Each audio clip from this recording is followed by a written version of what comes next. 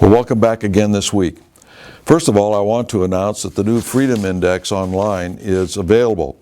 Just go back where you started on the JBS site and click into the Freedom Index. You can find out how your congressmen and your senators voted on key bills from a constitutional viewpoint. You can download these, you can reprint them as a result if you wish. The only thing that we ask is that you don't change them so that it adulterates what we're trying to do with this list. But one of the suggestions is just print them up and distribute them to your friends and your neighbors. Something old. A couple of weeks ago I talked about Mandela and the problem in South Africa. I just found this particular piece of paper out of my files. Some people criticize me for talking about old stuff. Well, this is old stuff. But it shows clerical priests walking in front of the hammer and sickle in a parade in South Africa before the government of Mandela took over. But this is the sort of thing that went on. I can count 5 priests in this, or clerical people at any rate, in this parade who are leading the parade and preceding the hammer and sickle. There were a lot of clues as to what was going on in South Africa, which were ignored by the mainstream media. A number of things like that that we see constantly if you look a little further afield than the Wall Street Journal or the New York Times or whatever it may be. You find all sorts of interesting things. For instance, one of the things that has happened recently that didn't get much coverage in the United States was the revelation in Europe that Russia was really more of a cyber attacker than China. Well, what we've been reading about is China, but in Europe they've been reading more about Russia doing cyber attacks.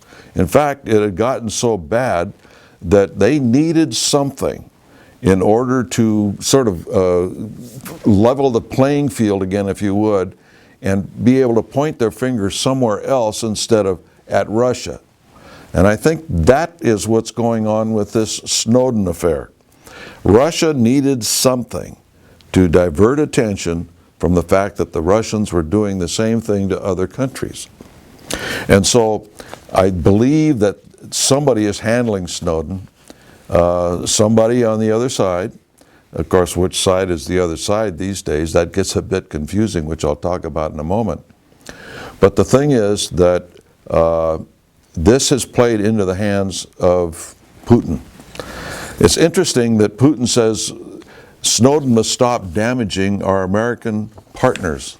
Isn't that interesting, that word that he used? He even mentioned the fact that it sounded strange coming from his lips.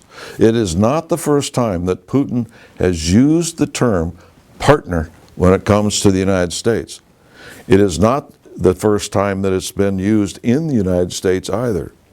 George W. Bush used to use it, talking about our Russian partners. A very interesting term. What we've seen recently is another agreement on the part of the United States and Russia to kind of merge much of the security and armed forces. Here's one out of Novosti, and it talked about the fact that FEMA, the American emergency organization, FEMA, and a Russian ministry to join forces against the space threat. Well, that's the way they announced it as to what it was supposed to be.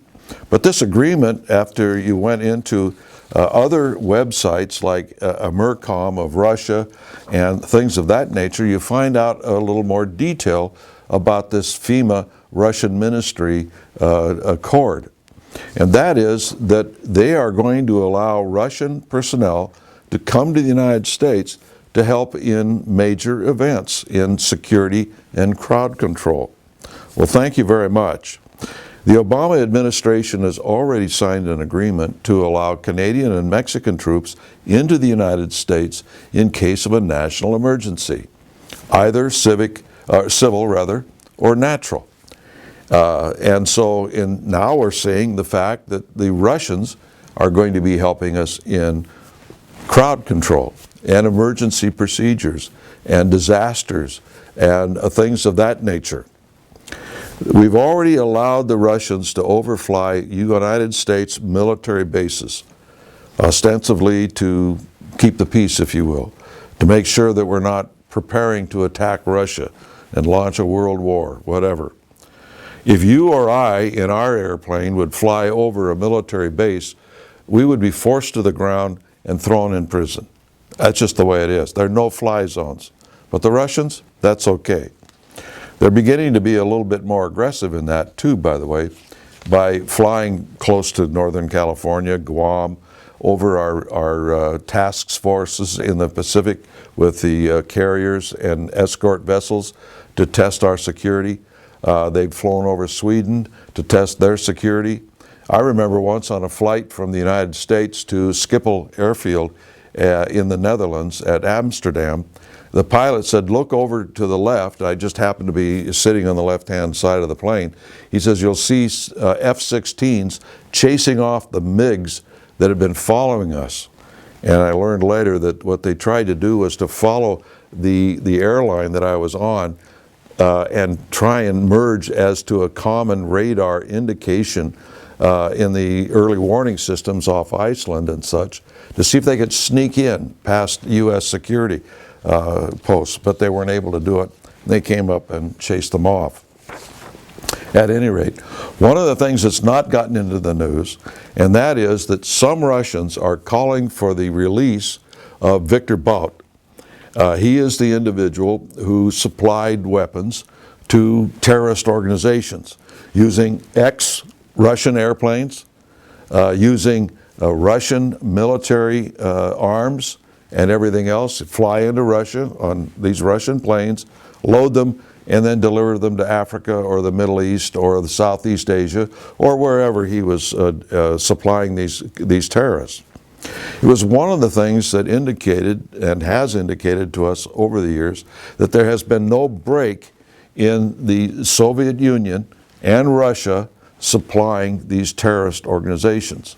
There's a new book out, by the way, called Disinformation that you should pick up and look. It's got some weaknesses in it because there's some dots missing, so to speak, between the KGB and what they're doing today. But it does say that the KGB was creating these conditions in the Muslim world, in the terrorist organizations, training and arming them, and reaffirming that today. They don't talk about the last several years in between, say, 1990 and today. But they do show that at both points they're doing this. Now, there are a lot of diverse political parties in Russia who are calling for a switch between Victor Bout and Snowden, an exchange. You give us Bout out of American prison, and we will give you Snowden. By the way, these diverse Russian political parties are all run by ex-KGB. The idea that they have diversity in political parties in Russia is a myth. They were all started as a means to make it look as though there was diversity in this new Russia. But it all comes out of the KGB. At any rate, so there is that thing playing in this Snowden affair as well. Interestingly enough, in the New York Times yesterday is this article, A New Anti-American Axis. And it shows Putin walking over to shake hands with the premier of communist China. And now it's gotten to the point where they can no longer ignore the fact that Russia and China have never been at odds. It's always been a smokescreen. We in the John Birch Society have said ever since the 50s, when supposedly they were starting to move away from one another, and then in the 60s even further and further, we said no, that is not the case. They're still welded together into this massive communist empire. I had a friend that went into China during the height of this split between China and Russia, and inadvertently their tourist bus got diverted off a road and went down this road that they weren't supposed to be on and came across a military airbase. And the guy got scared and realized he was in the wrong place and turned around. My friend was able to photograph some of the equipment in this airbase. It was all the latest Russian equipment. Brand new fighters, brand new trucks, brand new this, that, and the other, helicopters, etc. The Russians were supplying them at the middle of this so-called Sino-Russian, Sino-Chinese split. The other thing is, if you can, put into your mindset as being a non-American for a moment, if you can, and understand this fiasco with the Snowden affair playing out in your head, particularly with this Bolivian thing, where they forced a Bolivian plane to land. As a foreigner, you would say to yourself, hey, wait a minute, what kind of arrogance, what kind of power does America exert that they can force in a neutral plane? I know he's a communist, but it's neutral. A neutral plane with the leader of that country to land and not be able to fly over any other country. What kind of power is that? What kind of arrogance is that? We're going to discuss that more in the next weeks to come, as to what the ramifications and the fallout of these things is in relationship to how people think of the United States. Until next week, we'll see you then.